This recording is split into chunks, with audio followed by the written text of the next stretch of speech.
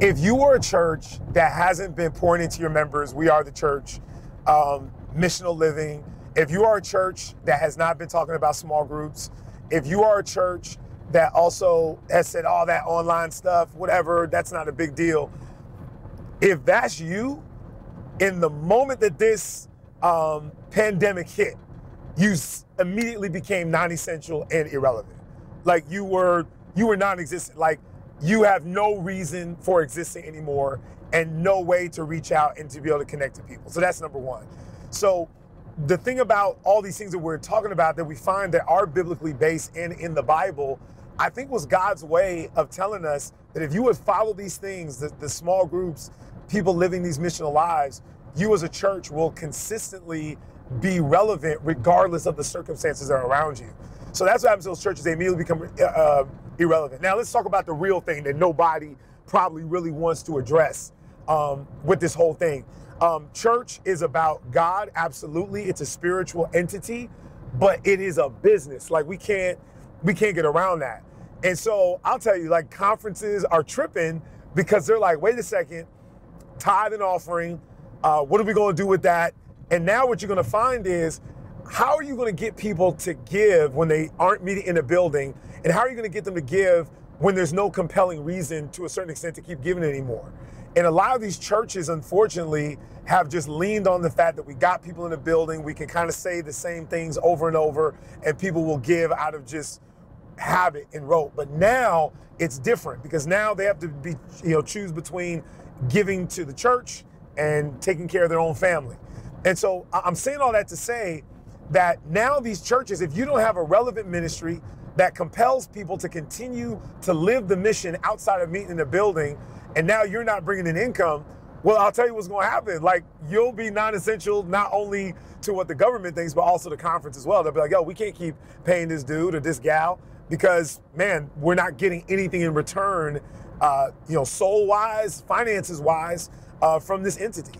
So this is why, having the right foundation in place is so important, because the moment a crisis hits, you're able to activate and still be who God has called us to be and still compel people to support this mission and vision. Like at Rubidoux, people are still giving, but it's not because we have online services. They're giving because they still feel a part of the church, because we recognize that we are the church, and whether or not we're in a building, the mission still, moves forward. I think the biggest thing, like, when it comes to this idea of culture, there's Christian culture just in general, regardless of what, denomination or background you may, be a part of.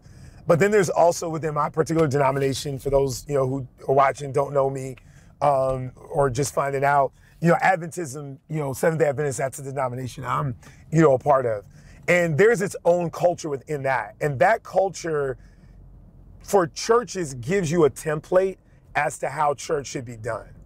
And the unfortunate thing is the template isn't necessarily unbiblical, and it's not necessarily wrong, but it's also not effective based on a certain context by which you minister. So when you go in and you see that people have been operating by a template that is out of context, that in some cases is outdated, you can't just come in and replace that template with a new template, because that template has become so ingrained in Adventism, it's a part of the culture. What is culture? It's mindset. So now I can't just say, okay, let me replace the template like I would with something else. Now it's like, I gotta go in and really refocus and change your mind. And that's literally what Jesus does. He comes in, and when he's walking up and down planet Earth, he's not giving them a new program.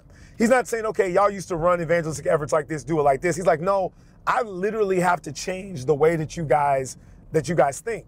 So going in and trying to change the way people think has been one of the most challenging things. And I've been at Rubidoux 10 years, and literally maybe 2-3 years ago, people are like, oh, I get it. Or like right now when this pandemic hits, people are like, man, I see what you've been trying to teach to us. And like I said, for the most part, I think my church has gotten it. There's a lot of culture shifts have happened. But the biggest thing that gets in the way is we've always done it like this before. We've been ingrained that the institution has taught us this is the way, and we've always done it this way, and we've had a level of success doing it this way. So why do you want to come in here and try to get us to do something different? You know, we've done things well. So those were the main things. You know, it's breaking tradition. And people are always afraid of something new. But one of the things I think is important is to make sure that whatever new thing we bring has its base in the Bible. But that's the thing about Jesus. Like, he ran into the same thing, trying to change culture and running into a mindset of, this is how we used to do it. This is how it's supposed to be done. And that's what I've always run into. Like, that idea of this is how it's always supposed to be done. And the people who have been doing it like that and have not changed, literally, I'm telling you, man, it blows my mind, because I'm getting the text from the pastors. They've literally become irrelevant. Like, they don't know what to do because they've been operating by an outdated template and by outdated culture. And all the people who have made all these different excuses as to why it shouldn't be different are now calling the very people who they were pushing back against to say, hey, can you help us a little bit? And it's all Bible. All the stuff that we're doing that seems brand new to us is all old school technically, because this is stuff Jesus has been doing.